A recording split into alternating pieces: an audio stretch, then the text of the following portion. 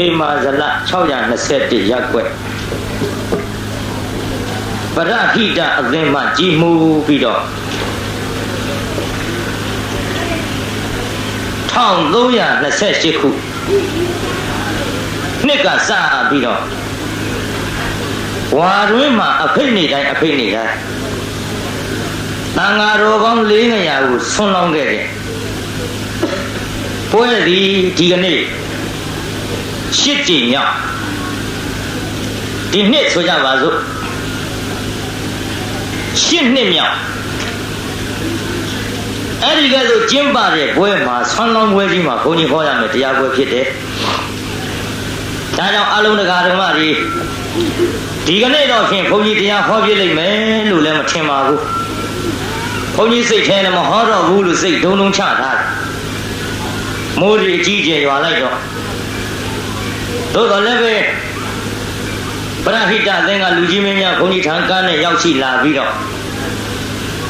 ဗျာဒီကနေ့တရားပွဲကျင်းပဖြစ်ပါတယ်မိုးရွာတော်လည်းပဲနေရာထိုင်ခင်းများဘယ်လဲဖောင်းဖောင်းမှနေတာထိုင်တာရှိလို့တရားပွဲကြီးဒီကနေ့ညမပြက်ကွက်စေချင်ပါဘူးခင်ဗျာလို့လာလျှောက်တော့ဘုန်းကြီးလည်းပဲကဲသွားနေညာဘုန်းကြီးလာခဲ့မယ်ဆိုပြီးတော့ခုဒီကနေ့ထွက်လာခဲ့ရမိုးကအေးရာသီဥရုဒဏ်နဲ့ဆိုတော့ဘုန်းကြီးနေဒီနေ့အတန်တောင်သိထွက်ချင်မှထွက်မှာသို့တော့အော်ရင်တော့ဖြင့်ထွက်တတ်ပါတယ်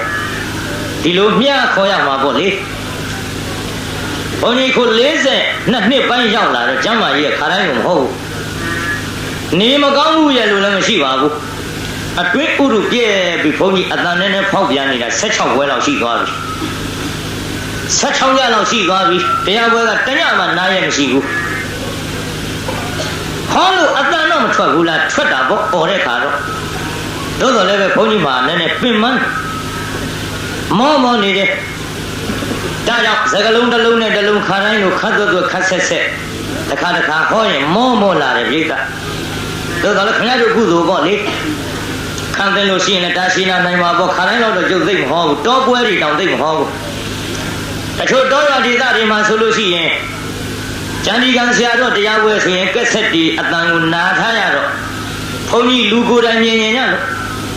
လူကိုယ်တိုင်တရားနာကျင်တာနဲ့ကိုပဲလဲအစီပေါင်း200 300ဘေးက9000 6000အစရှိတဲ့ဖြင့်ဒါလို့စီကားကြီးလာကြတဲ့ပွဲတောင်မှဘုန်းကြီးသိပြီးတော့12နာရီကဘိုးဘက်ကိုကြော်ပြီးဘုန်းကြီးမဟောဘူးဒါမြို့ပေါ်ဆိုတော့ဘုန်းကြီးအဲ့ဒီချိန်ကြီးလည်းဟောနိုင်မှာမဟုတ်ပါဘူးဒါကြောင့်အားလုံးတရားဓမ္မတွေအားဟေမာဇလ621ရပ်ကွက်ပရဟိတအသင်းမှကြီးမှုပြီးတော့ဝါတွင်အဖိတ်နေတိုင်းဆွမ်းလောင်းတဲ့ဘွဲရဲ့အထိတ်မှ8ကြိမ်မြောက်အခုကျင်းပခြင်းဖြစ်တယ်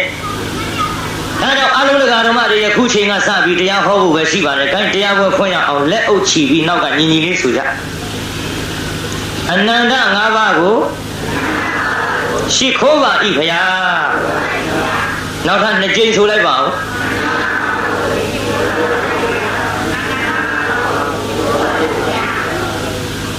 ဥသုံးညင်ချကြမပြောငုတ်တုတ်ကြီးနေဦးမှာတရားပွဲတွေလည်းခဏနာနေပါဇက်ကရှိခိုးပါ၏ခရာဆိုလူကငုတ်တုတ်ထိုင်နေခွက်ကြအစနေမှုထင်ပါရဲ့ဘေးကကြီးနတ်ဖင်ကကြီးလို့ငုတ်တုတ်ကြီးနေဦးမလားဒီလိုပြောတာမနေဘူးပြောပြီးလက်ဖြင့်ကငုတ်တုတ်ကြီးတွေတွေ့ရင်တော့ကျတော့ဒုတ်တုတ်ကြီးနဲ့ရိုက်ဖို့ရှိတယ်ဗျာဟမ်မှတ်လက်ထားကြပါညရင်ရှိခိုးစေခြင်းလားညရင်ရှိခိုးစေခြင်းလားပြိဿညရင်ရှိခိုးပါမှာပေါ့တရားဝတ်နာတိုင်းနဲ့ပါဇက်ကရှိခိုးပါ၏ပေါ့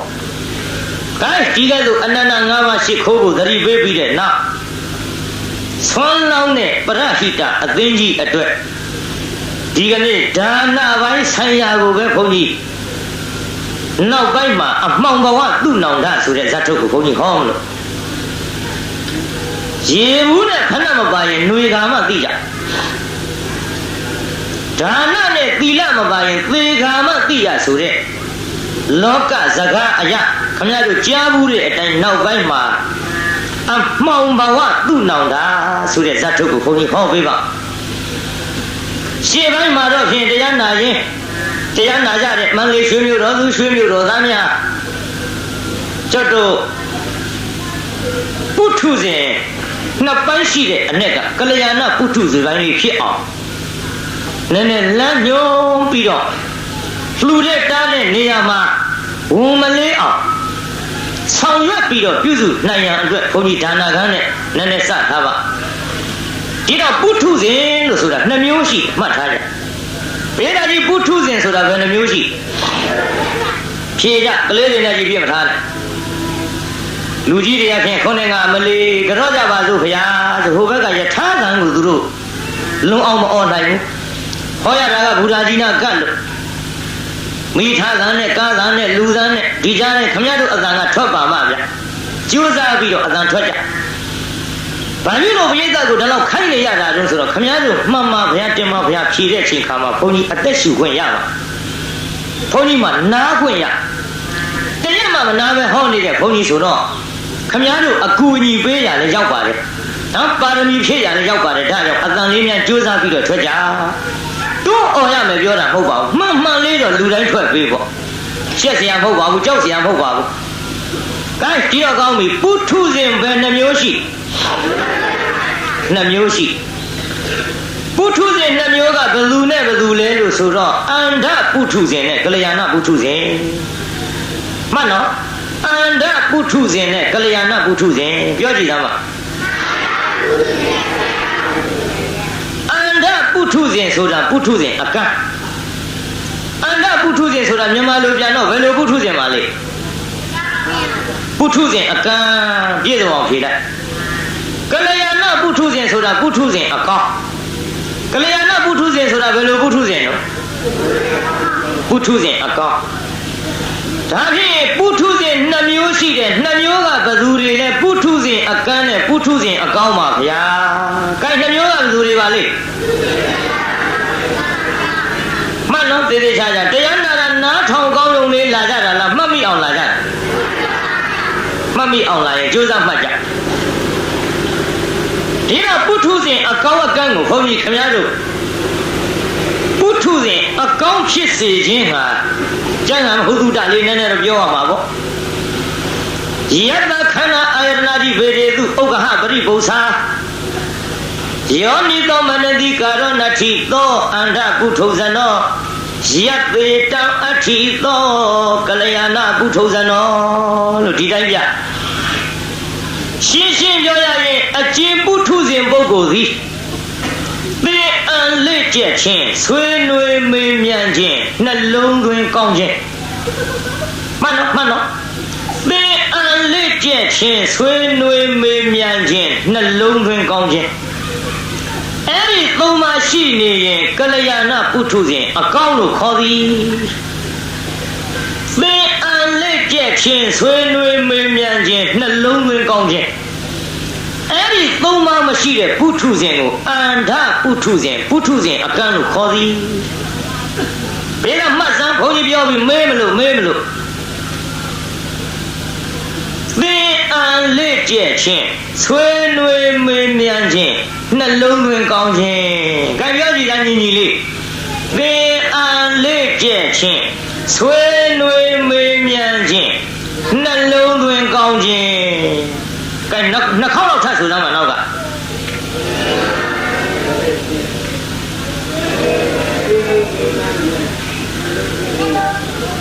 လုံးကြပါအောင်ရကြလို့မလီတတိကြောင်းလားနော်ပထမတော့ထွက်လာဟုတ်မလို့သင်အံလေးခြင်းနောက်ပိုင်းဖယ်ရောက်တော့မသိဘူးအတမထွက်ပဲနဲ့နေရင်တော့ဖြင့်ကျုပ်ကရှေ့ဆက်ဟောအောင်မဟုတ်ဘူးဗျာမှတ်မိအောင်ပြောပြီးမှရမှခိုင်းတဲ့ဘုန်းကြီးပါဗျာခင်ဗျားတို့ရမ်းခိုင်းတဲ့ဘုန်းကြီးမဟုတ်ပါဘူးသင်အံလက်ကျက်ခြင်းဆွေးနွေးမေးမြန်းခြင်းနှလုံးသွင်းကောင်းခြင်းဆိုတော့မှအတန်ကျဲကျဲလေးသင်အံလက်ကျက်ခြင်းဆွေးနွေးမေးမြန်းခြင်းနှလုံးသွင်းကောင်းခြင်းကဲကျဲကျဲလေးတစ်ခေါက်ထဲဆိုလိုက်ပါတော့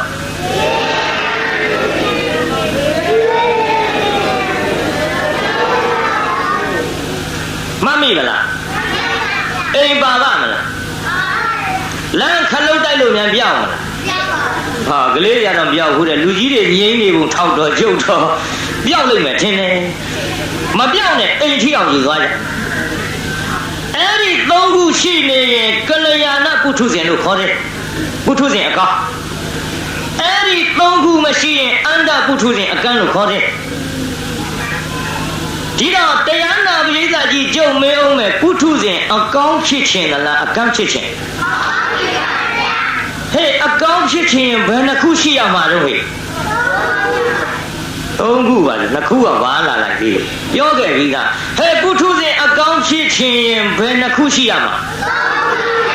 အကောင်းခုခုနကပြောခဲ့တယ်ဘယ်သူတွေပါလိမ့်သေအံလေးကျက်ခြင်းဆွေးနွေးမေးမြန်းခြင်းနှလုံးသွင်းကောင်းခြင်းအဲ့ဒီသုံးခုရှိရင်အကောင်းလားအကန့်လားဟဲ့အကန့်ဆိုတာဘယ်သုံးခုမရှိရင်အကန့်ခေါ်တာတော့ဟဲ့သေအံလေးကျက်ခြင်းဆွေးနွေးမေးမြန်းခြင်းနှလုံးသွင်းကောင်းခြင်းဒီသုံးခုမရှိရင်ဘယ်လိုပုထုဇဉ်တော့ဟဲ့အကန့်ပုထုဇဉ်ဒီတော့တရားနာပရိသတ်ကြီးဒီကနေ့တထိုင်လေးနဲ့တရားနာရင်ကလျာဏပုထုဇဉ်ဘိုင်းလေးရောက်အောင်လို့ပို့ထားရတယ်ဗျာပရိသတ်ကြီးဘုန်းကြီးပြောတာလေးတွေကိုပရိသတ်ပါဇက်ကလိုက်ဆိုပြီးတော့ရအောင်သင်အံလက်ကျက်ခြင်းကောမရှိဘူးလားပရိသတ်ခင်ဗျားတို့တစ်ခုရှိသွားပြီဒါဖြင့်ဘုန်းကြီးကမေးတယ်ပရိသတ်ကဖြေတယ်ပြီးတော့တယောက်နဲ့တယောက်နီးစပ်တဲ့လူချင်းလည်းရပါလားဘုန်းကြီးကပြောနေတာလေးမှတ်မိပါလားမေးတယ်လူမေးတာမှာပေါ့သို့တော့မမေးသည့်တိုင်အောင်ဘုန်းကြီးကခင်ဗျားတို့ကိုမေးနေတယ်ခင်ဗျားတို့ကဖြေနေတယ်အမေးဖြေဒီကဲ့သို့ပြုနေသဖြင့်ဆွေးနွေးမေးမြန်းခြင်းဆိုတဲ့တခုရောရမသွားဘူးလားရသွားတယ်ဒီတော့တရားနာပရိသတ်ကြီးတရားတော်နာတဲ့အချိန်ခါမှာတရားကိုအာရုံပြုမနေဘူးလားအာရုံဆိုတာနှစ်ခုယူလို့ရတယ်မရဘူးပရိသတ်အာယုံဆိုတာနှစ်ခုယူလို့မရဘူးတစ်ခုတည်းကယူလို့ရတရားတော်ကိုအာယုံပြုနေတော့အရင်နဲ့အရင်ရဲ့အရင်အချိန်တွေတုန်းကလို့ဟိုဟာလိုချင်တရားလိုချင်ဆိုတဲ့လောဘအာယုံတွေရှိပါမလားတရားတော်အာယုံပြုနေကြဒေါသအာယုံတွေကောရှိပါဘိဓါကြီးမောဟအာယုံတွေကောရှိပါမာနဒိဋ္ဌိတွေကိုတရားနာနေတဲ့အချိန်ခါမှာရှိပါအဲပပိစ္ဆတရား၅ပါးအခုချုပ်အဲ့ဒီလိုတရားတော်အာယုံပြုနေကြခုနကလောဘဒေါသမောဟမာနဒိဋ္ဌိဆိုတဲ့ဒီအာယုံတွေချုပ်နေသဖြင့်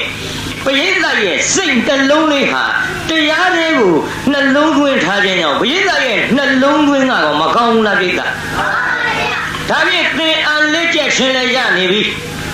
ဆွေးနွေးမေးမြန်းခြင်းလည်းရနေပြီနှလုံးသွင်းကောင်းခြင်းလည်းရနေပရိသတ်ကြီးခုတရားနာရင်အဲ့ဒီသုံးခုခင်ဗျားတို့ရမနေဘူးလားဒီသုံးခုရှိနေရင်ဘာပုထုဇဉ်လဲပုထုဇဉ်အကောင်းဒါဖြင့်ပရိသတ်ကြီးဒီသုံးခုရှိနေသဖြင့်တရားပွဲထိုင်နာနေတဲ့ခိုက်တာမှာပုထုဇဉ်အကောင်းမဖြစ်ဘူးလားဒီတရားနာတဲ့အချိန်လိုများသင်အံလက်ကျက်ခြင်းဆွေးနွေးမေးမြန်းခြင်းနှလုံးသွင်းကောင်းခြင်းကိုနေ့တိုင်းအချိန်တိုင်းရှိသွားရင်နေ့တိုင်းအချိန်တိုင်းကလျာဏပုထုဇဉ်မဖြစ်နိုင်ပေဘူးလားပရိသတ်ကြီးဖြစ်များခေါ်မဖြစ်ချင်ဘူးလားဖြစ်ချင်ရင်အဲ့ဒီသုံးခုကိုတစ်ခါတည်းရရှိအောင်လုပ်ရမှာလားအမြဲရှိနေအောင်လုပ်အောင်ကြိုးစားကြဗျခုဘုန်းကြီးရှိတော်ပုထုဇဉ်အကောင်းဗျအိမ်ပြန်ရောက်ရင်ကမ်းအောင်ပါကမ်းရောက်တော့အိမ်ပြန်ရောက်ကြတဲ့ကသင်္အံလေးချက်ချင်းမရှိဘူးသင်္အံလေးချက်ချင်းကကြီးကောင်းတဲ့ဘက်သာမရှိတာဘယ်ဘက်သွားရှိတုံးဆိုတော့ဘယ်စည်းနဲ့ရောင်းခဲ့တုံးဘယ်စည်းနဲ့ဝယ်ခဲ့တုံးအဆင်ပြေရဲ့လားအရင်တစ်ခေါက်ကဘယ်လိုတုံးခုတစ်ခေါက်ဟန်ကြပါမလားဆိုတာတွေတရားနဲ့ပတ်သက်တာမပါတော့ဘူးလောဘအာယုန်တွေဒေါသအာယုန်တွေမာနအာယုန်တွေဒိဋ္ဌိအာယုန်တွေမောဟအာယုန်တွေဒီအာယုန်တွေဝင်သွားပြန်ရင်ခင်ဗျားတို့ပုထုဇဉ်အကန့်ပြန်ဖြစ်အောင်တော့မှသိကြတယ်အခုတရားနာနေတဲ့ခြေခံမှာတော့ဖြင့်ကလျာဏပုထုဇဉ်ပိုင်းဝင်နေပါပြီမှန်လားပြိဿကြီးသို့တော်လည်းပဲတရားပွဲတရားနာပြီးအိမ်ပြန်ရောက်လို့ပုထုဇဉ်အကန့်ပင်ဖြစ်စေအောင်တော့အကန့်ကလည်းနှစ်မျိုးရှိတယ်ကိုပြိဿကြီးအကန့်ပဲနှမျိုးရှိအကန့်နှမျိုးငါပြောဟဲ့ငယ်ကန်းနဲ့ကြီးကန်းဟဲ့အကန့်နှမျိုးကဘယ်ကန်းနဲ့ဘယ်ကန်းငယ်ကန်းနဲ့ကြီးကန်းဆိုတာအမိဝမ်းနဲ့ကလေးကငယ်ငယ်ကလေးတွေကကန်းလာ တွင်းပါပေါ့ကွယ်ငယ်ငယ်လေးတွေကကန်းလာတော့အဖြူအနီအစိမ်းအဝါပြ၄တောင်အရှိဝိုင်းဆိုတာကြီး तू မြင်ဘူးရဲ့လားဟဲ့မမြင်ဘူးတော့ तू သိပါမလားဟဲ့မသိပါ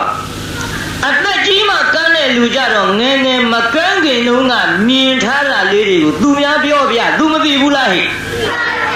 အဖြူဆိုလည်းမသိဘူးလားအနီဆိုလည်းမသိဘူးလား၄တောင်အရှိအဝိုင်းရှည်ပူဆိုတာတွေကမသိဘူးလားဟဲ့ဘာပြုလို့သိတာတော့မြင်ဘူးလို့ပြေးတာကြီးဘာပြုလို့သိတာတော့ကဲမြင်ဘူးလို့ငယ်ငယ်တုန်းကကန်းတာမဟုတ်ဘဲနဲ့ကြီးမှကန်းတဲ့အကန်းနဲ့ဝင်းတွင်းကလေးကပါလာတဲ့ငယ်ကန်းနဲ့အဲ့ဒီငယ်ကန်းနဲ့ကြီးကန်းနှစ်ယောက်လမ်းသွားတဲ့လေဘာလို့တဲ့တော့လမ်းသွားရင်စကားပြောကြလမ်းသွားရင်စကားပြောတော့ကြီးကန်းကပြောအသက်ကြီးမှကန်းတဲ့လူကကွာတဲ့ငါနွားလို့ကောက်ချင်လိုက်တာပြေကအသက်ကြီးမှကန်းတဲ့လူကဘာကောက်ချင်နွားလို့ကောက်ချင်လိုက်တာဆိုတော့ငယ်ငယ်လေးတွေကကန်းတဲ့လူအကန်းကငယ်ကန်းကမေးလိုက်တယ်နေသားမှာဟုတ်ကွာတဲ့နွားတို့ဆိုတာဘယ်လိုဟာတော့ဒီတော့အသက်ကြီးမှကန်းတဲ့လူကမြင်ဘူးထားတဲ့သူကပြောတာပေါ့မေ့နဲ့ကွာတဲ့နားဝေးတာတဲ့နွားလို့ဆိုတာတို့အဖြူပေါ့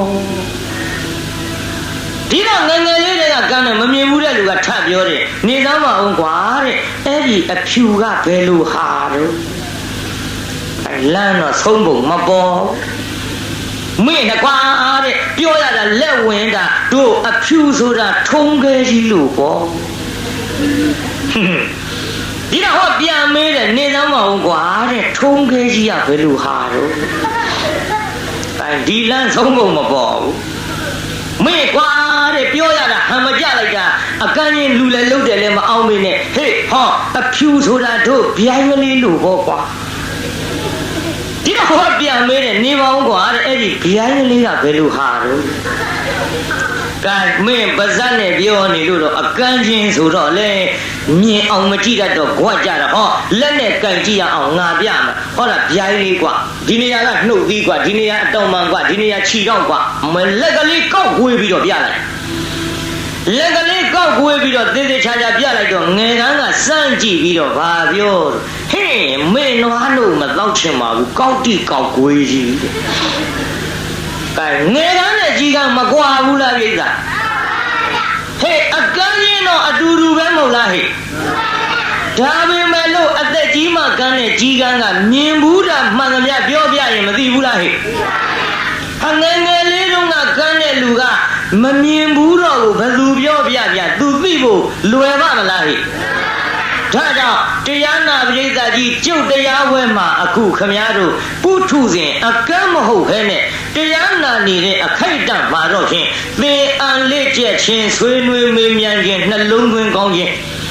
အဲ့ဒီသုံးပါရှိနေလို့ယခုတော့ဖြင့်ကလျာဏပုထုဇဉ်ဖြစ်ပါပြီတဲ့သို့တော်လေတရားဝဲကြီးကပြန်သွားတဲ့ချိန်ခါမှာအိမ်ပြန်ရောက်တော့လောဘအာယုဒေါသအာယုမောဟအာယုတွေဝင်လာပြန်သဖြင့်ပုထုဇဉ်အကန့်မဲ့ပြန်ဖြစ်လိမ့်မယ်။ဟာဒီလိုပုထုဇဉ်အကန့်မဲ့ဖြစ်လင်ကစားအကန့်မဲ့ဖြစ်လင်ကစားငယ်ကန်းမဟုတ်ခဲနဲ့ကြီးကန်းနဲ့တူတယ်ဟူ၍မှတ်ကြ။ပြေးတာကြီးမဲရအောင်ငယ်ကန်းကြိုက်တာကြီးကန်းကြိုက်အေးငါလည်းဖမ်းမပေးနိုင်ကွာကြအသားတော့မဲတယ်နော်အဲ့ဒီကြီးကန်းကြီးလည်းမအောင်မေးနဲ့ဟေ့အသက်ကြီးမှကန်းတဲ့အကန်းကိုဆိုလိုတဲ့ကြီးကန်းကအသက်ကြီးမှကန်းတဲ့အကန်းကမြင်ဘူးတာမှန်သမျှပြောပြလို့သိတယ်လို့ပေါ့ကွယ်တို့ဘိယကြီးတရားတွေနာပြီးတော့နောက်ရဲ့ပုထုဇဉ်အကန်းပြန်ဖြစ်အောင်တော့နာဘူးတဲ့တရားတွေကိုဘဟုတုတရလာသဖြင့်သူများပြောပြရင်တရားနာပရိသတ်ကြီးမသိနိုင်ဘူးလားပရိသတ်ဒါဖြင့်ပရိသတ်ကြီးငယ်ကန်းနဲ့တူသလားကြီးကန်းနဲ့တူဒါကြောင့်အသက်ကြီးမှကန်းတဲ့အကန်းမျိုးဖြစ်အောင်မကြိုးစားကြဒါတရားနာပရိသတ်ကြီးပုထုဇဉ်ပိုင်းဆိုင်ရာနှမျိုးကိုခွဲပြောပြီးပါပြီဒီတော့တရားနာပရိသတ်ကြီးပုထုဇဉ်ဒီကနေ့အကောင်းဖြစ်နေသလားအကန်းဖြစ်နေသလားဘယ်တော့မှတော့ခုပရိသတ်ကြီးဘယ်တော့မှတော့ပုထုဇဉ်အကောင်းဖြစ်နေဘယ်နှခုရှိလို့တော့ဟဲ့ သုံးခုကဘယ်သူတွေပါလိမ့်အဲ့ဒါအလဲကောင်ဟာကွာတခေါ်ကျမင်းတို့ကတခုကြော်တော့အစကစပြောပါမှာပေါ့အေးလူကြီးတန်းကြီးပဲကလေးပြန်လျှော့ပေးပါဦးဟုတ်တယ်ဗျာအတန်ကြားလေးကလူကြီးတန်းကြီးပဲကလေးပြန်လျှော့ပေးပါဦးမှာပေါ့ကျုပ်ပြောတာတမျိုးကြီးနော်လူကြီးတန်းကြီးလဲဆိုရဲကလေးတွေကလျှော့ပေးပါဦးမှာပေါ့သဘောပေါက်တော့ပါလေကြာနော်အသက်ထွက်ကြစမ်းပါဗျာရှက်စရာမဟုတ်ပါဘူးကောင်းတဲ့အတန်ဒီအတန်မျိုးထွက်ကောင်းပါခင်ဗျားတို့မရှက်တဲ့မကြောက်တဲ့နေရာရှက်ကြောက်နေရှက်တဲ့ကြောက်တဲ့နေရာကြတော့ဖေတော့မောင်တော့နဲ့သေခြင်းဆိုကာလနာမွေဆိုလောင်မီဆိုတာကြီးကြတော့မရှက်နိုင်ကြတော့ဘူးဒါကြောင့်ခင်ဗျားကိုတော်မြတ်ကြီးကအဝိတဝမိဘာတိဘာจิตပိဏဘာရေဘယဘယဝိမုလတေတံတိဒုက္ခန္နလဘတိကြောက်တဲ့ကြောက်ထိုက်ကြောက်ကောင်းတဲ့တရားတွေကိုမကြောက်တော့မကြောက်တဲ့မကြောက်ထိုင်မကြောက်ကောင်းတဲ့တရားတွေကိုတော့ကြောက်နေသည်ဒါကြောင့်အရှက်အကြောက်မှားနေလို့ရှိရင်တော့သံတိဒုက္ခန္နလဘတိခင်ဗျားတို့လိုချင်တဲ့နိဗ္ဗာန်ရရှိဖို့မလွယ်တော့ဘူးလွယ်ပါမလားပြည်သားကြီးကဲဒီတော့အတန်လေးတွေကြိုးစားထွက်ပါဗျာဒါလေးမှတ်မိသွားပါပြီပုထုဇဉ်တော်ပိုင်းခွဲပြဒီကနေ့တော့ရှေ့ပိုင်းဝိပဿနာလည်းများများဟောနိုင်မှုပြည်သားနော်ဟေမာဇလ621ရပ်ကွက်မှာပရဟိတအသင်းကြီးကဝါရင်းတရင်အဖိတ်နေတိုင်းမှာကျွတ်တို့အဖိတ်နေတိုင်းသံဃာတော်400ကိုဆွမ်းလောင်းခဲ့တဲ့ရှစ်ကြိမ်မြောက်မှာဟောရသဖြင့်ဆွမ်းလောင်းတဲ့ကိစ္စမပြင်းမကြီးကြပါနဲ့လို့ဒါကိုကျုပ်များများတိုက်တွန်းပါဦးမပြင်းကြပါနဲ့ဆွမ်းလောင်းတဲ့ကိစ္စမန္တလေးရွှေမြို့တော်တော့ဘုန်းကြီးတို့ကယုံကြည်ပြီးသားဖြစ်ပါတယ်ဘာဖြစ်လို့လဲမန္တလေးမြို့ကတရားသိကောင်းအခုကျန်ဒီကံဘုန်းကြီးတို့ကိုယ်တိုင်မန္တလေးမြို့မှာ9နှစ်တိုင်နဲ့စာသင်ခဲ့ရမန္တလေးမြို့မှာပညာခုံမိပြီးတော့စာသင်ခဲ့တဲ့အတော်တွင်းမှာမန္တလေးမြို့သူမြို့သားတွေလောင်းတဲ့ဆုံးကွန်းကိုဖုံးပေးပြီးတော့ပညာသင်ခဲ့တဲ့ကျန်ဒီကံဆရာတော်ဆိုတာဟာဒီကနေ့မန္တလေးမြို့သူမြို့သားများကိုကျေးဇူးဆက်လို့မကုန်နိုင်သေးပါဘူးခင်ဗျားတို့ကျေးဇူးကြောင့်မန္တလေးမြို့မှာနေပြီးတော့ပညာတွေသင်ကြားနိုင်တယ်ဒါကြောင့်ခုကျန်ဒီကံဆရာတော်ဆိုလင့်ကစားကျန်ဒီကံဆရာတော်လို့သိနေကြပေမဲ့လို့နေရီမှာထွက်ခေါ်တဲ့ခြေခါမှာကိုပညာခုံမိခဲ့တဲ့မြို့သူမြို့သားတွေကျေးဇူးဆက်တဲ့အနေအားဖြင့်ရွှေမန်းဓမ္မကတိကကျန်ဒီကံဆရာတော်ကျုပ်မန္တလေးမြို့ကိုအမိတတ်ထားတချို့ကလည်းကျန်ဒီကံသိကုန်မသိဘူးတောတာဒေသဆိုတော့ကျန်ဒီကံဆရာတော်တရားဟောကောင်းလှတယ်ပြောတယ်ဆိုပြီးမန္တလေးမြို့လာပင့်မန္တလေးမြို့ကကျန်ဒီကံကျောင်းတိုက်လျှောက်ရှာရမူနောက်လို့ဘယ်မှမတွေ့ဘူးကျန်ဒီကံဆိုတာကျုပ်မန္တလေးမြို့ပေါ်တယ်ထင်တာကိုရှေ့ကတတ်ထားတာကရွှေမန်းဓမ္မကတိကကျန်ဒီကံဆရာတော်ဆိုတော့မန္တလေးမြို့ပေါ်ကျန်ဒီကံကျောင်းတိုက်လျှောက်ရှာတယ်ဘယ်မှမတွေ့နောက်မှတယောက်မေးနဲ့တောဒေသမှန်သူတို့သိကြဒါကြောင့်ဆွမ်းလောင်းပြီးတော့တန်ဃာတော်အရှင်မြတ်များကိုလှူခဲ့တန်းခဲ့ကြတဲ့မြို့သူမြို့သားတွေဆိုတော့ဘယ်လိုအန္တရာယ်မျိုးဖြစ်စေကမူမန္တလေးမြို့မှာဂလိန်ကလေးကြီးကျယ်ကျယ်တော့ကျွတ်တို့မျက်စိအောက်ခမရတို့မျက်စိအောက်အခုအသက်တိုင်နေလာခဲ့ကြတယ်ကျွတ်တို့မန္တလေးမြို့ဟာအသက်သာဆုံးလို့ဖြစ်နေပါတယ်ဗျာအသက်သာဆုံးလို့ဖြစ်နေတယ်ပြိဿအခုအေယောဒီမြည်ရည်ကြီးလိုက်တဲ့လှုပ်နဲ့နှစ်ကြိမ်တိုးပြန်ကျသွားပြီဒါတော့မန္တလေးမြို့အတွက်ကတော့ဘုန်းကြီးတို့ကယုံကြည်တယ်ဒါမြောက်ပြောနေတာမဟုတ်ပါဘူးတမျိုးလုံးလည်းသိတယ်သံဃာတော်အရှင်မြတ်တိုင်းလည်းသိတပြေလုံးလည်းသိမန္တလေးမြို့ဒီဒုတိယမြို့တော့ခေါ်ပေမဲ့လို့သာသနာရေးနဲ့ပတ်သက်လာတဲ့နံပါတ်1ဆွဲတဲ့မြို့မန္တလေးတစ်မြို့လုံးမှာရှိတဲ့သံဃာတော်အရှင်မြတ်များကိုဆောင်းဝအောင်ကျွေးနိုင်တဲ့မြို့ဆံ9ချက်8ချက်အချိန်တုန်းကလည်းပဲဒီသံဃာတော်တွေကိုပဲရင်မိမိတို့စားရသမျှနဲ့တကယ်တမ်းကျွေးလာခဲ့တဲ့မြို့ဒါကြောင့်မန္တလေးမြို့ကသံဃာတော်အရှင်မြတ်များရဲ့မိခိုအားထားတဲ့သာသနာတော်ကြီးရဲ့ဗဟုမန္တိုင်တစ်ခွဲမန္တလေးရွှေမြို့ဟာဗမာပြည်မှာဖြင့်တရားနာပြည်သက်နံပါတ်1ဆွဲတဲ့မြို့ပါဗျာဒါခင်ဗျားတို့အသိမို့ကျုပ်ထုတ်ပြောနေကြမလို့ပါဘူး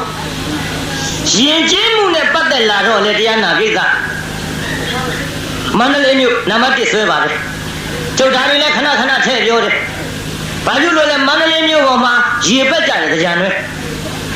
ဘယ်လိုပဲခွဲ ကြီးခွက်ငယ်စီပိုင်းတွေတဲပြီးပက်ကြပိုက်ကြီးတွေနဲ့ပက်ကြပြီမယ်လို့ဘုန်းကြီးတွေရေမပက်တာမန္တလေးမြို့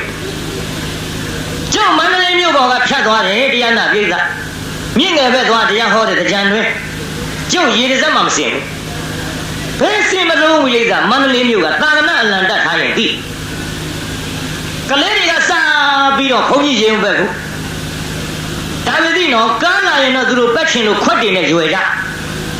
ကျုပ်လည်းကြံတွင်တရားဟောပါဘူးဇုတ်ပင့်လို့လိုက်သွားရေပက်လိုက်လို့ရေဆိုတာတော့သိမကြောက်ဘူးတရားနာပြည်သားဟောတယ်ခွက်ကြီးနဲ့မဲရွက်ပြီးသဲသဲမဲမဲကြီးချင်းနေတာကိုကျုပ်ကြောက်ခမရတို့ရေဘက်ခံထွက်တဲ့လူတွေကျုပ်ချင်းနေတာပက်လိုက်တော့လေရေစင်တာဘာမှမလို့ဒါလူချင်းနေတာကိုကျုပ်ကြောက်ကလေးတွေထွက်ပြေးလာကြတာဟေ့လာပြီကွာလာပြီကွာလာပြီကွာဆိုထွက်ပြေးလာကြတယ်သာသနာအလံနဲ့မြင်လိုက်ရောကလေးတွေသူတို့ချင်းထိန်သွားတယ်လူကြီးကဆုံးမတယ်မထင်နဲ့ဟေ့ကောင်ကြီးသာသနာအလံနဲ့ကွာဟေ့ဘယ်ကနေကွာဟောသူတို့ချင်းထိန်သွားမဲဒီတဲ့ချိုကလေးတွေကခုနှလုံးကားပေါ်တင်ပြီးတော့သာသနာအလံနဲ့ကျုပ်ပါသွားရင်ကျုပ်တော့လူကြီးတွေသိတာမသိတာပါထားကလေးတွေကတော့အကုန်သိရဟေ့ကောင်ကြီးပြန်ကြတယ်ကွာကျန်ဒီကဆရာတော်ကွာကျန်ဒီကဆရာတော်ကွာဟောကျုပ်မန္တလေးမြို့တဲကဖြတ်သွားတာရေတစ်စက်မစင်ပါဘူးဗျဒါရွှေမြို့တော်ရဲ့ဂုံကျက်တွေပြောနေမန္တလေးမြို့ကလည်းထွက်ရောတရားနာပိဋကကြီးဟိုဘက်ကျွတ်တို့ဘာတရားခေါ်လဲပဲတရားနာပိဋကဟိုအဲ့ဒီတရားလေးဆိုကြပါစို့တောင်မြင့်နားမှာတောင်မြင့်နားပါလားမသိဘူးအဲ့ဒီတရားနာလည်းရောက်ရောတရားနာပိဋကကြီးကားတစ်စင်းလုံးရွှဲတယ်ကျုပ်အဲ့ဒီနေ့အတန်မထွက်လို့တရားမဟောရကျုပ်ကတမျိုးပိဋကအစားတောင်းနဲ့ပတ်သက်လို့စီစားဝက်သားစားစမ်းကျင်ရစားကျုပ်ဘာမှရှောင်နေဘုန်းကြီးမဟုတ်အကျော်လဲစားတာအစားစားမရှောင်ပါဘူးကျုပ်တန်ကိစ္စမရှိဘယ်လိုကြရင်ကျုပ်အတန်ဖောက်ပြန်လာတယ်လဲဆိုရင်12နာရီရဲ့ဟိုဘက်ရေချိုးလို့မရ12နာရီရဲ့ဟိုဘက်အိတ်လို့မရဘူး12နာရီရဲ့ဟိုဘက်ခြီဘဝရေထိလို့မရအဲ့ဒါကျုပ်တန်ဖောက်ပြန်ဒါကြောင့်တရားနာပိဋကဘယ်ခြီဘဝရင်ကမလဲရင်ဘတ်တွေရောအကုန်ရေဆိုတော့အဲ့ဒီတရားဝဲထုံးကြီးမဟုတ်အကျော်လဲစားတာအစအစမရှောင်ပါဘူးကျုပ်တန်ကိစ္စမရှိကထွက်သွားလို့ဟိုဘက်ကရေဘက်ခံရတာကလေးတွေတော့မမှတ်နဲ့ဗျ40ကျော်50အထိပါတအားကျုံပဲသေးသေးခွတ်မှမဟုတ်ဘဲနဲ့တန်ချောင်ကြီးနဲ့အပြည့်ချတယ်မျက်မှန်တောင်လွင့်ထွက်သွားဟေးဒါကြောင့်ဟောဒီမန္တလေးရွှေမြို့တော်ရဲ့ဂုံကျက်တရေကိုငါပြောနေတာဟေ့ရင်ကျေးတဲ့နေရာမှာရင်ကျေးတဲ့နေရာများရှမ်းမတွေအတုခိုးတာရင်ကြည့်မှာပေါ့မန္တလေးမြို့ကအကိုတန်အကိုခေါ်တယ်အတော်တန်တော်ခေါ်တယ်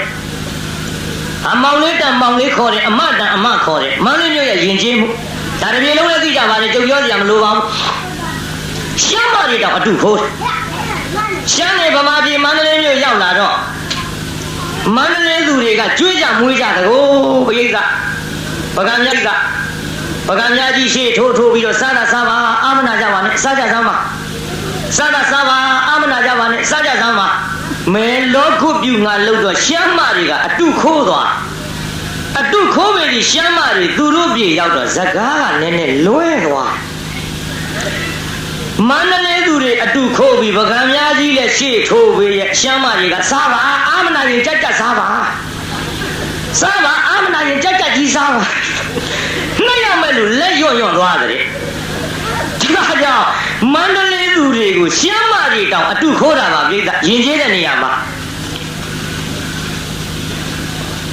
ကတိတော့ကောင်းပြီလေအဲ့လိုရင်ကျေးတဲ့မြို့သာသနာတော်ကြီးမိတင်းနေထိုင်တဲ့စာသင်တိုက်ကြီးတွေမှာတန်ဃာတော်အရှင်မြတ်များကိုဆောင်းဝအောင်ကျွေးတဲ့မြို့ဒါကြောင့်ဆုံးလောင်းတဲ့နေရာမှာ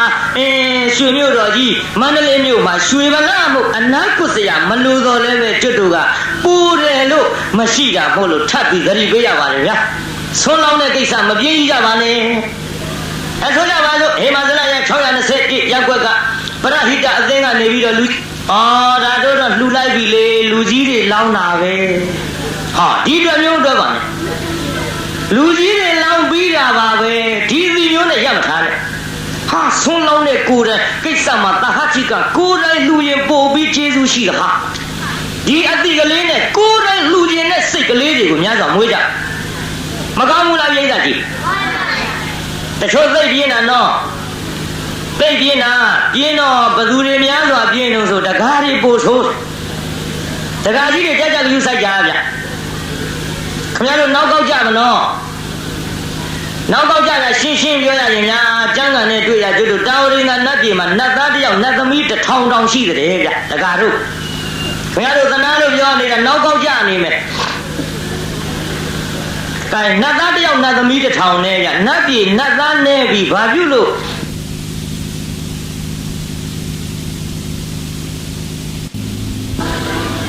ဒကမတွေမြောက်ပြောနေတာမဟုတ်ဘူး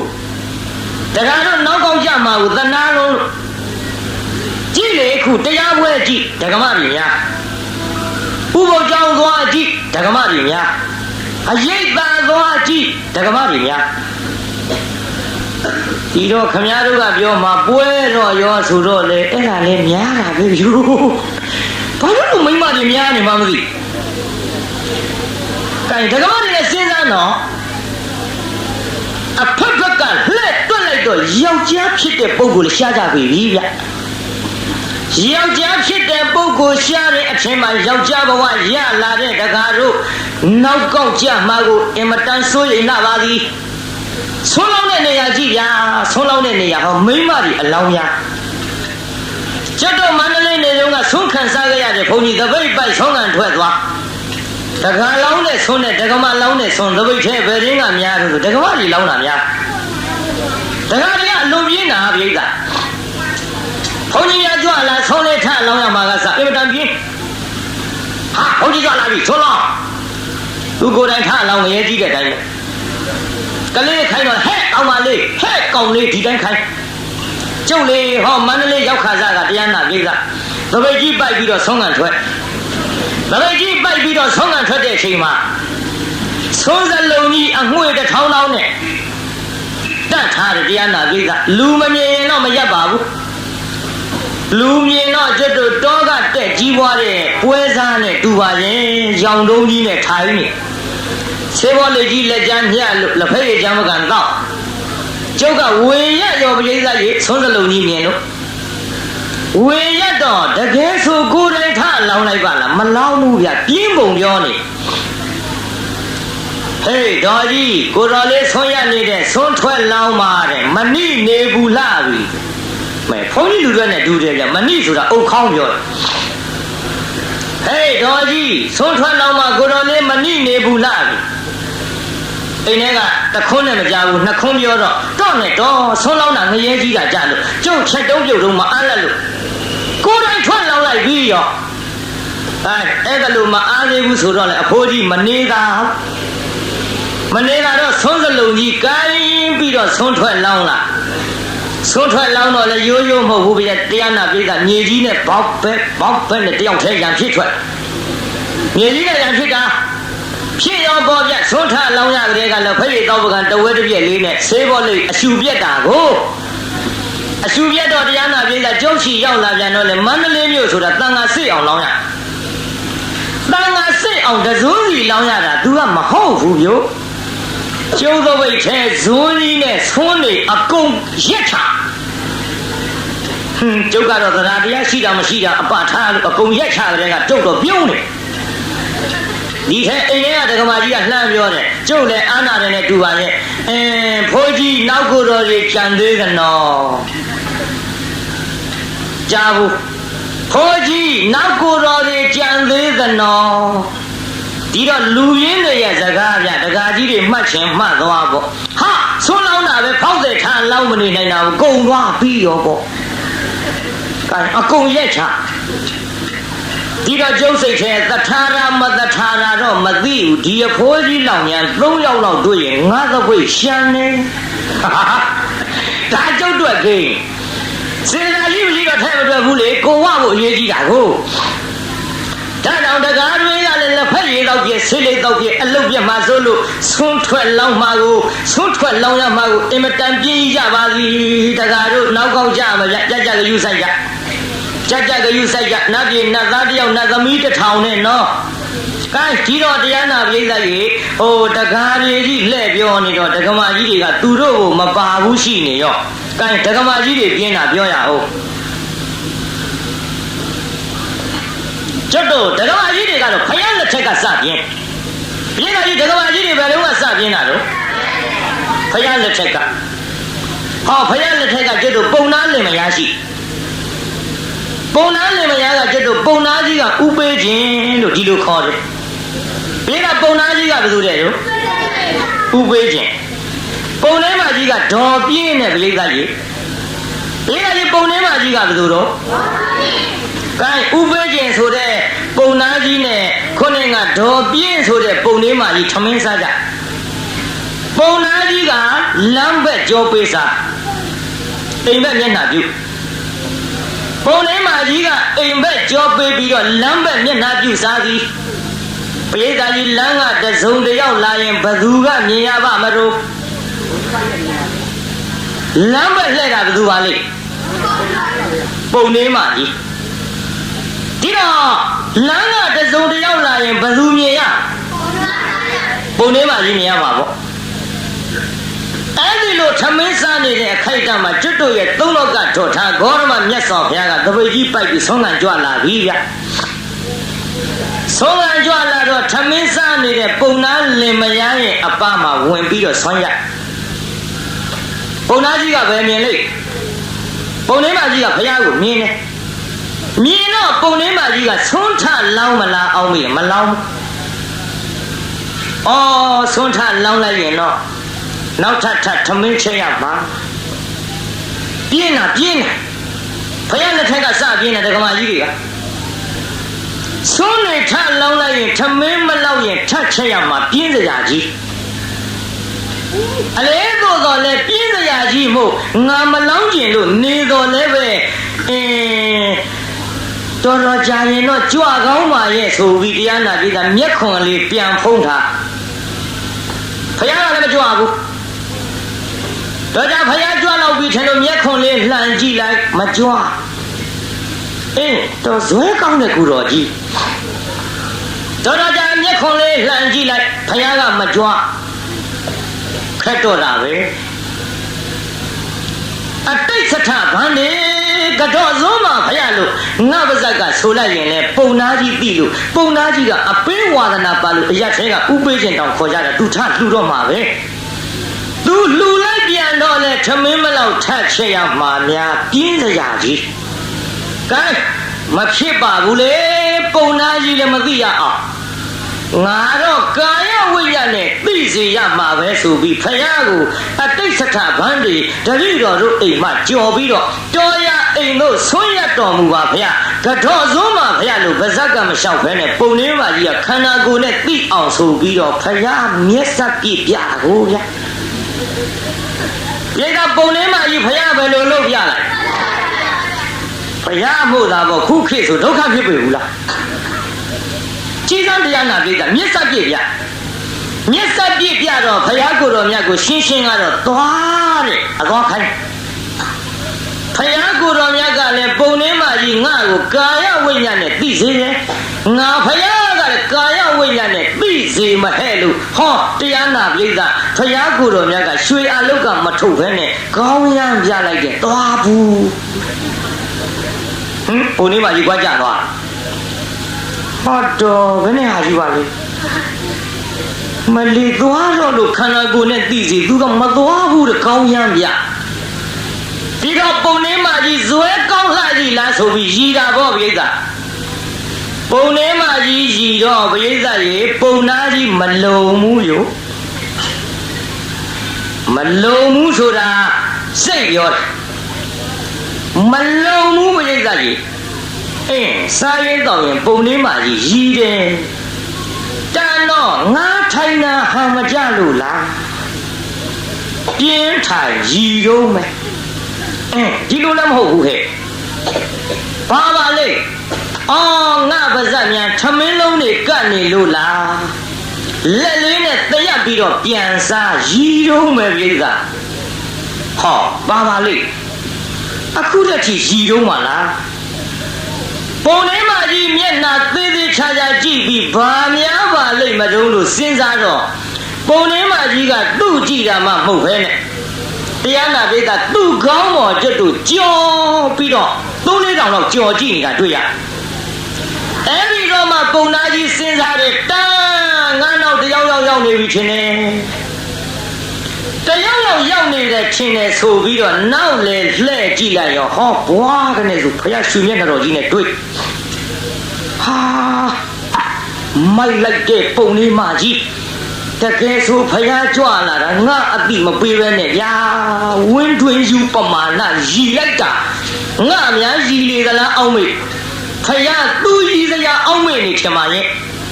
မှန်လားပါဗျာမြတ်စွာဘုရားသိခံတော်မူပါဗျာ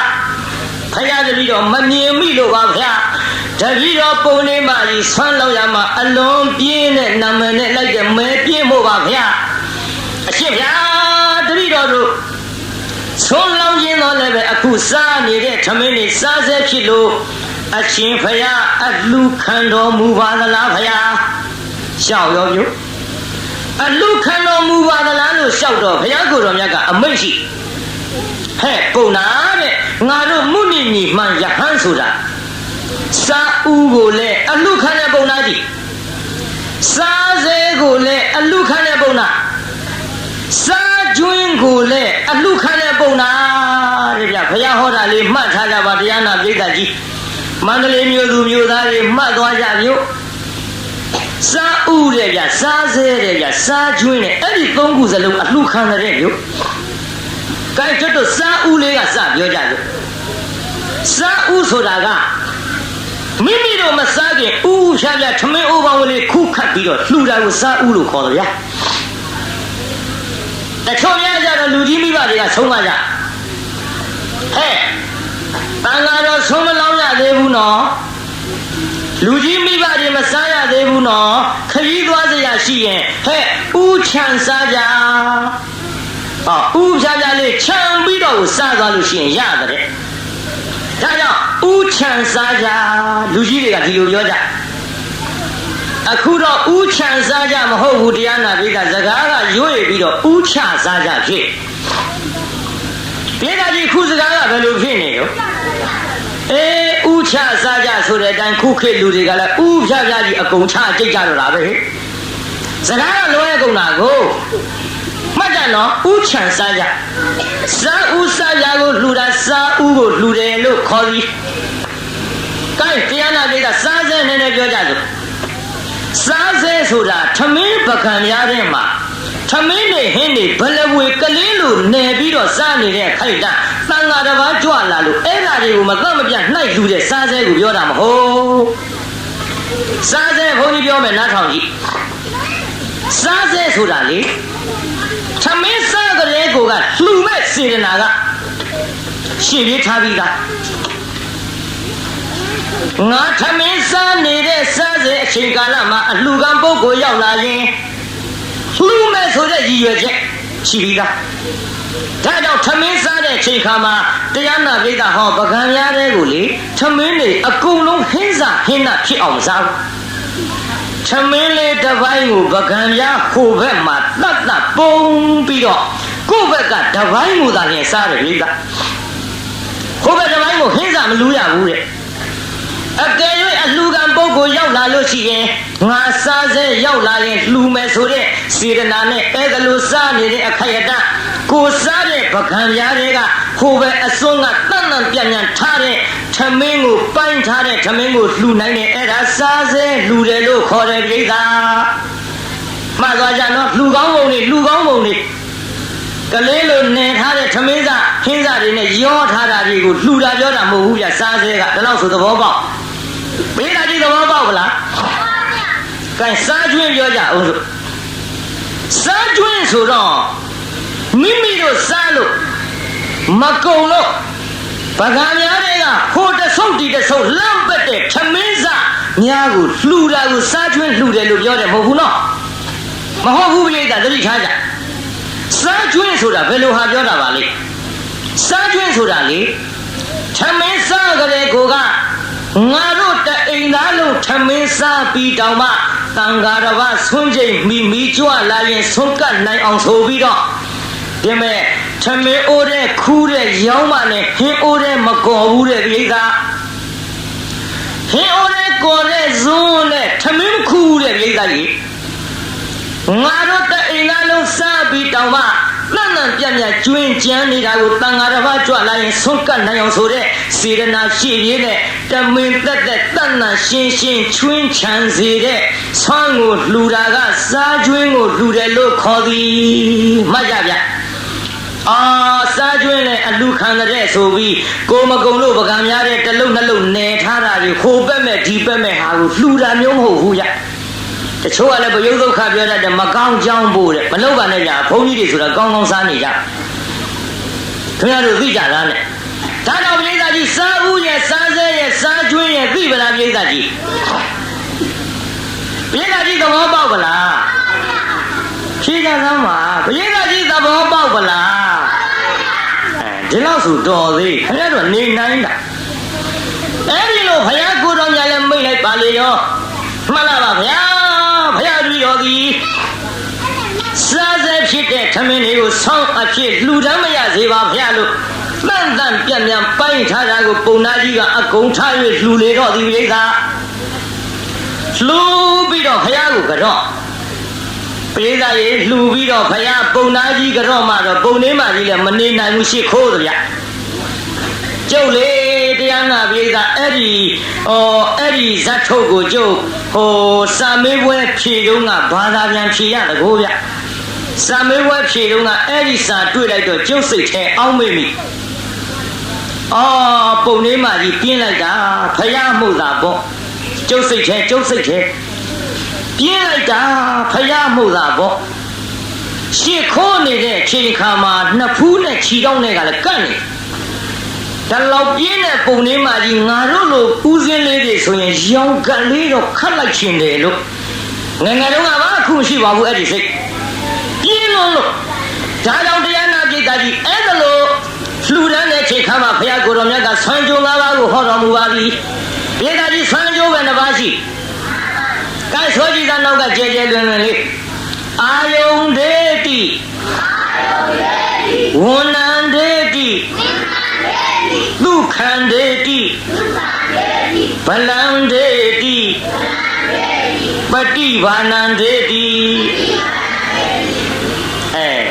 တန်ဃာတော်တွေကိုဆွမ်းလူရင်ဘယ်လိုလူချင်းများဖြစ်တယ်လဲဆိုရင်တက္ကသိုလ်ခုခေမာဇလ621ရပ်ကွက်ကပရဟိတအသင်းကြီးမှာဝါရင်းအဖိတ်နေတိုင်းအခု8 ကြိမ်မြောက်8 နှစ်မြောက်လှူဒန်းရတဲ့ဆွမ်းတကဆွမ်းမတွေနော်ဘာတွေကိုလှူရရောက်တယ်လဲဒီဆွမ်းလှူရင်5 မျိုးသောဒါနကိုပြုရရောက်ဘယ်လိုရောက်တယ်လဲအသက်ရှည်တယ်တန်ဃာတော်တွေဒီဆွမ်းဖုံးပေးလိုက်ရတော့ပြေသာကြီးခုဒီပရဟိတအသင်းကတန်ဃာတော်ရှင်မြတ်များကိုလှူလိုက်တဲ့ဆွမ်းကိုဖုံးပေးလိုက်ရသဖြင့်တန်ဃာတော်တွေမှာအသက်မရှည်ဘူးလားပြေသာသဗ္ဗေတ္တဟာရချိတိကဆိုတော့ဆွမ်းမစားရရင်9 ရက်နေရင်ကိုတော်တွေဘာဖြစ်မှာတော့ကျန်တော်မူမှာပေါ့ကွာသေးကုန်မှာပေါ့အခုဒီဆွမ်းစားရသဖြင့်တန်ဃာတော်တွေမသေးဘဲနဲ့အသက်ရှည်တယ်ဒါကြောင့်အသက်လူရရောက်တဲ့ဗျတက္ကသိုလ်ဆွမ်းတကဆွမ်းမကြီးနောက်အရှင်းလှခြင်း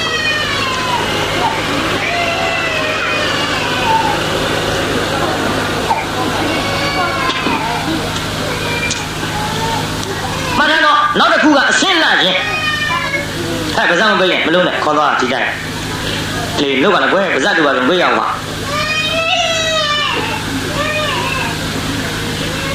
ငိုမှာပဲငိုပေးကြီးကိစ္စမရှိဘူးဘေးရလည်းမျက်စောင်းထိုးနဲ့ကိုငယ်ငယ်တုန်းကလည်းငိုတာပဲဟုတ်သားပဲကိုလည်းငယ်ရကကြီးကငိုမှာပဲကျုပ်တရားဝဲကစုံတဲ့ကလေးရောယောက်ျားရောမိန်းမရောသားသက်မအေးရော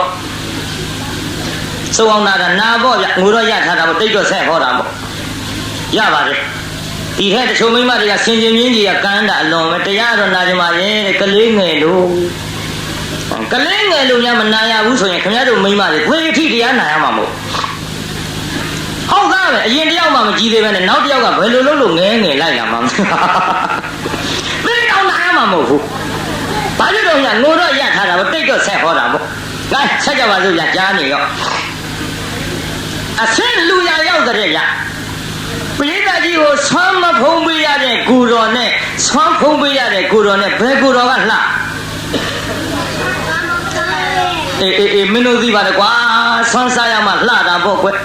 ဆောင်းမစားရပိန်ချုံပြီးတော့အယိုးပေါ်အရေးတင်အကျော်တွေပြန်ပြန်ထလို့ဘယ်လှမတော့ကွဒါကြောင့်သံဃာတော်ဆွမ်းလှူရတာဟာအရှင်းလှအောင်လှူရလဲရောက်တဲ့တကားတို့ဆွမ်းတကားဆွမ်းအမတွေမှတ်ထားကြနောက်ပြီးတော့ချမ်းသာကြီးခြင်းတဲ့သံဃာတော်တွေဆွမ်းလှူရတယ်ဆိုတာစိတ်လည်းချမ်းသာတယ်ကိုယ်လည်းချမ်းသာစိတ်ချမ်းသာကိုယ်ချမ်းသာဖြစ်အောင်ချမ်းသာတရားတွေကိုပေးစွန့်လှူဒန်းရလဲရောက်ခဲ့နောက်ပြီးတော့တခါခွန်အားကြီးခြင်းပိဋကကြီးကိုဆွမ်းဖုံးပေးတဲ့ကိုတော်နဲ့ဆွမ်းမဖုံးပေးတဲ့ကိုတော်ဘယ်ကိုတော်ကခွန်အားကောင်း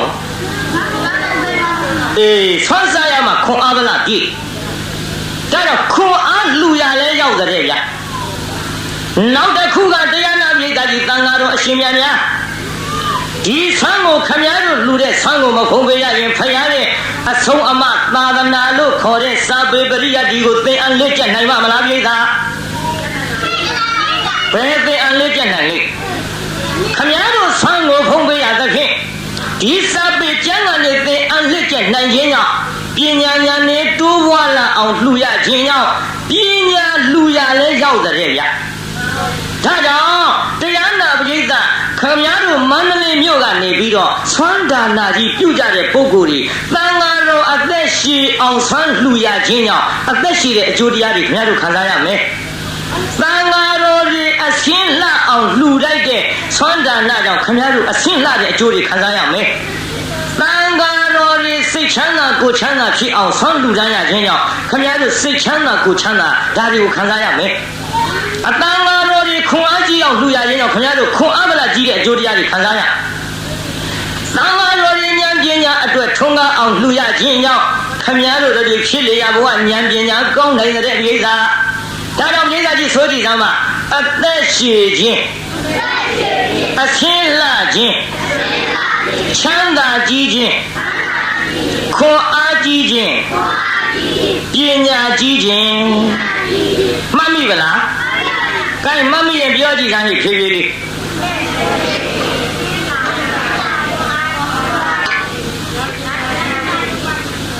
ဟောကြားတဲ့တစ်ခုချောင်ထွက်သွားချမ်းသာကြီးရင်တစ်ခုရော့နေအလေးနောက်တဲ့ကောင်းပါပါနော်တစ်ခုရော့သွားတယ်နော်ကဲပြေးလိုက်ဘုန်းကြီးနဲ့ပြန်ပြီးဆိုကြည့်စမ်းပါအသက်ရှည်ခြင်းအရှင်းလှခြင်းချမ်းသာကြီးခြင်းခွန်အားကြီးခြင်းပညာကြီးခြင်းဒါခင်ဗျားတို့မန္တလေးမြို့မှာရိုးရိုးဟောနေတာမြင်းကြံတော့ကတော့ရိုးရိုးဟောမရလို့ကျုပ်ရေးခဲ့ရဗျာစီးကြိုက်ဝါကြိုက်ဆိုတဲ့ကရှင်းရှင်းပြောရရင်သချင်းမြသံဃာတော်9000အတွက်ကျုပ်ဆွမ်းလူခံပေးခဲ့ရဆန္ဒမုတ်စေတီကြီးကျွတ်တို့သံဃာ9000နဲ့ထိတင်တော့ကလေ73သိန်းလောက်ကုန်မဲ့ဘုရားကြီးအဲ့ဒါသံဃာ9000ကိုတပါးကိုကျွတ်တို့မနဲ့ဆွန်း3ကြညနေ့ဆွန်း3ကြမနဲ့ဆိုတာလည်းညရောသွားမနဲ့ဆွန်း3ကြနေ့ဆွန်း3ကြတပါးကို6ကြသံဃာတပါးကိုတရားနာကိစ္စ6ကြဆိုတော့သံဃာ9000အတွက်ငွေတွေခမည်းတော်သာတွက်ကြည့်တော့ကျုပ်တော့တွက်တတ်ဘူးအဲ့ဒါတွေကျုပ်အလှခံပေးကြရရိုးရိုးကလူခံလို့မရဘူးပိဋကဇတ်တွေကလည်းဝင်းဘိုးတို့မြို့တော်သိအောင်တို့ရွှေနန်းတင်းတို့ဗန္ဓရာမြဝင်းတို့ကနဲ့စိန်တို့ရုပ်ရှင်မင်းသားမင်းသမီးတွေတို့အဲ့ဒီကဲ့သို့စုံစုံလင်းလင်းပွဲကြီးမှာကျုပ်16ညတိုင်တိုင်ဟော16ညဟောတဲ့တရားပွဲကြီးမှာတရားနာပိဋကကျုပ်ရိုးရိုးဟောမရလို့ရေးကြရတယ်ဗျရေးကြရတယ်ဆိုတော့ခင်ဗျားတို့နည်းနည်းတော့ပြောပြရအောင်ကံပိဋကနောက်ကလိုက်ဆိုးကြည့်စမ်းပိဋကဆိုးမလားပိဋကကလေးတွေတော့ကြုတ်ယုံနေဆိုမှပါတဲ့ကလေးတွေတော့ယုံနေလူကြီးတွေကဆိုမလားပြုဟောဗျာဒါကြောင့်ကလေးတွေယုံပါတယ်ဆိုမှပိဋကကြီးဆိုမလားမလူကြီးတွေပါလားကဲဆိုလန်းတော့ကညောင်ကြီးလုံးမနေနဲ့နော်ရှင်းရှင်းပြောရရင်သချင်းရိုးရိုးဟောမရလို့သဘင်တွေကြားတဲ့မို့ကဲဆိုသားမှာသက်ရှင်ဆင်းလာချမ်းသာကြဖို့အမှန်တကယ်ဘယ်ဆိုတော့ငါတဲ့တောင်တန်ကောင်းမ ွေးကလေးနဲ့ဟိတကယ်မွေးကလေးနဲ့နော်ကဲပါလေဆိုတာဟိသက်ရှင်စင်လာချမ်းသာကြဖို့အမှန်တကယ်ခွန်အားနဲ့ပညာကျွဲအလုံးမြတ်တဲ့အလူပါကွယ်အလုံးမြတ်တဲ့အလူပါကွယ်ခွန်အားနဲ့ပညာကျွဲမြတ်ဖယားဒီကနာသေချာမဆန်းအင်းကိုထိုးချမ်းပြခဲ့အင်းဟုတ်တယ်ဗာဖြစ်ကိုခဏမှညဆိုသားမှာဒီနေရာစီးမပြေဘူးမအောင်ဝင်းနဲ့နော်အတော်ပါတယ်ဗျဟုတ်တယ်ပြိဿစီးမပြေဘူးအောင်ဝင်းမှာဆိုလို့ဒီနေရာအတော်ပါတယ်ဒါကြီးခင်ဗျားတို့လူထဲမတော်ပါနဲ့အိမ်ထဲမှာတော့အတမခွာကြတယ်ကဲကျုံနဲ့တော့ပြမနာဆောင်ကြည့်လိုက်ဆိုနေဟိခွန်အားနဲ့ပညာကျွဲအလုံးမြတ်တဲ့အလူပါကွယ်အလုံးမြတ်တဲ့အလူပါကွယ်ခွန်အားနဲ့ပညာကျွဲမြတ်ဖယားဒီကနာသေချာမဆန်းအင်းကိုထိုးချမ်းပြခဲ့တဲ့တက်တက်နဲ့ဒူနဲ့တဲ့မှာဟမ်ကြရကွာသင်္ကန်းဝတ်ကြီးနဲ့ရက်လားဒါမတမန်ကြီးကြားတယ်ဆိုတော့ပြောပြတာပေါ့လေတမန်ကြီးဆိုတာမှခွန်အားနဲ့ပညာကျွဲအလုံးမြတ်တဲ့အလူပါကွယ်အလုံးမြတ်တဲ့အလူပါကွယ်ခွန်အားနဲ့ပညာကျွဲမြတ်ဖယားဒီကနာသေချာမဆန်းအင်းကိုထိုးချမ်းပြခဲ့ငါရသောအကျိုးတရားကိုမမှားရသောအကုအကမို့အနလန်းသွားဖို့စောင်းနှံမိပါတယ်လေပြင်းကွာမင်းတို့စံကြားရလူကြီးတွေလည်းမြုံစီစီနဲ့မမြုံမနဲ့ဗျာဒီနေရာမမြုံကောင်းပါဘူးဒီပြည့်နေရာတော့ခင်ဗျားတို့သဘောအတိုင်းပေါ့ဖြေကြပါမှပေါ့ဆိုကြပါမှပေါ့ကဲကြီးတော့တရားနာပြေးတာအဲ့ဒီနေရာလဲအတော်ပါတယ်နော်အေးအတော်ပါတယ်ဆိုပေမဲ့လို့ခုနှစ်ကလို့တက်တန်နဲ့မတော်ရဘူးဟဲ့တက်တန်နဲ့မတော်ရဘူးဟဲ့ဘယ်တန်နဲ့အတန့်ဆိုတော့ဘယ်ညာရှိခင်ဗျားတို့လမ်းသွားတာလို့ဘောဗျခင်ဗျားတို့လမ်းသွားတာခြေတောင်းနှစ်ချောင်းရှိတယ်ဘယ်တစ်ချောင်းနဲ့သွားလိမ့်နှစ်ချောင်းသွားကြတယ်ဘယ်ညာပြိတ္တာကြီးတစ်ချောင်းနဲ့ညာသွားရဲ့လားသွားပါဘူးဂျိုင်းတောင်းနဲ့သွားတာထဲမပြောနဲ့ तू ကမပါလို့ဟုတ်သားမယ်ဂတိကတဝင်လာမှာစိုးလို့တစ်ချောင်းရှိတယ်လို့နှစ်ချောင်းသွားတာပေါ့ဗျဘယ်တစ်ချောင်းနဲ့သွားလိမ့်ဒါတော့ဒီနေရာမှာလည်းဘယ်လာနဲ့ဟိနည်းနည်းနားထောင်ကြည့်ငါရသောအကျိုးတရားကိုမမှားရသောအကုအကမှုနှလုံးသွားကိုစောင်းနှံမိပါတဲ့တက်တဲ့နဲ့ဒူနဲ့တက်နဲ့ဟောဒါလောက်ရှိတော့တာကွာဘယ်သာငိုးကွယ်အသက်ဆိုတော့ဘယ်ညာရှိတယ်ဒါမှလည်းဆိုလိုက်သမ်းမငါရသောအကျိုးတရားကိုမမှားရသောအကုအကမှုနှလုံးသွားကိုစောင်းနှံမိပါတယ်သန္တာနမှုစေတနာကျွဲလူရန်မြတ်ကိုနှိုးစော်ပါရ